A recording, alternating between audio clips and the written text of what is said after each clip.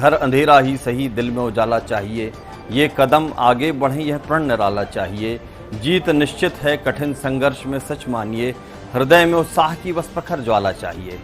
तो एक बात आखिरी में कहता हूं कि कोशिश हमारी यही, तोड़ेंगे मौन को और जारी रखेंगे संवाद।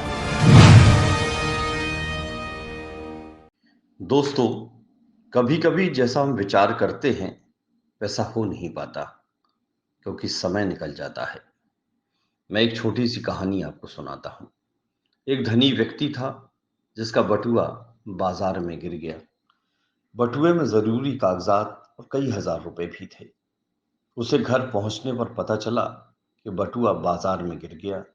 वह फौरन मंदिर गया और प्रार्थना करने लगा कि बटुआ मिलने पर प्रसाद चढ़ाऊंगा, गरीबों को भोजन कराऊंगा। संयोग से बटुआ एक ऐसे युवक को मिला जो नौकरी नहीं कर रहा था। बटुए पर उसके मालिक का नाम लिखा था, इसलिए वो युवक सेठ के घर जाकर बटुआ दे आया। सेठ ने तुरंत बटुआ खोलकर देखा तो उसमें सभी कागजात और रुपए यथावत मिल गए। सेठ ने प्रसन्न होकर युवक की ईमानदारी की प्रशंसा की। उसे बतौर इनाम कुछ रुपए देने चाहिए, लेकिन युवक ने रुपए लेने से मना कर दिया। इस पर सेठ ने कहा, अच्छा कल फिर आना। युवक दूसरे दिन आया तो सेठ ने उसकी खूब खातिरदारी की। युवक चला गया। युवक के जाने के बाद सेठ अपनी इस चतुराई पर बहुत प्रसन्न हुआ कि वह तो उस युवक को 100 रुपए देना चाहता था और युवक बिना कुछ लिए सिर्फ खा पी कर चला गया। उधर युवक के मन में इन सब पर कोई प्रभाव नहीं था, क्योंकि उसके मन में न तो कोई लालसा थी, न ही बटुए लौटाने के अलावा और कोई विकल्प ही था। सेठ बटुआ पाकर यह भूल गया कि उसने मंदिर में कुछ वचन भी दिए थे। सेठ ने अपनी इस चतुराई का अपने मुनीम और सेठानी से जिक्र करते हुए कहा, देखो वह युवक कितना मूर्ख निकला, हजारों का माल बिना कुछ लिए दिए ही दे गया।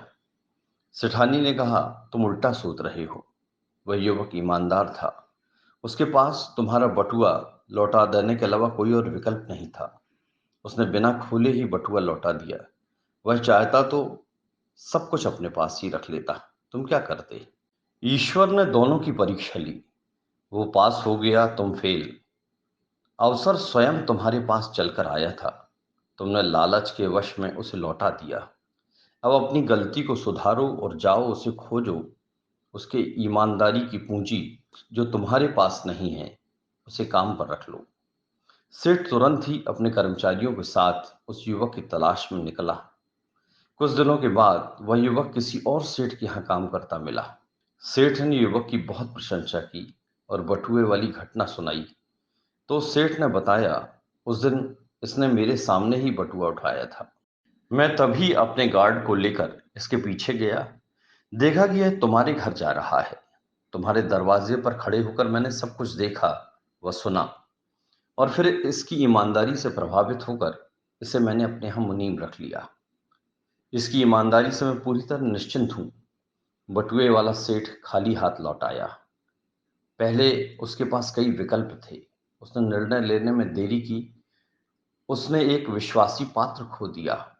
युवक के पास अपने सिद्धांत पर अटल रहने का नैतिक बल था। उसने बटुआ खोलने के विकल्प का प्रयोग ही नहीं किया। युवक को ईमानदारी का पुरस्कार मिल गया। दूसरे सेठ के पास निर्णय लेने की क्षमता थी, उसने एक उत्साही, सुयोग और ईमानदार मुनीम मिल गया। ये कह सकते हैं कि जिन वस्तुओं के विकल्प होते हैं उन्हीं में देरी होती है। विकल्पों पर विचार करना गलत नहीं है, लेकिन विकल्पों पर ही विचार करते रहना गलत है। हम यह या वह के चक्कर में फंसे रह जाते हैं। विकल्पों में उलझकर निर्णय पर पहुंचने में बहुत देर लगाते हैं। लक्ष्य की प्राप्ति कठिन हो जाती है।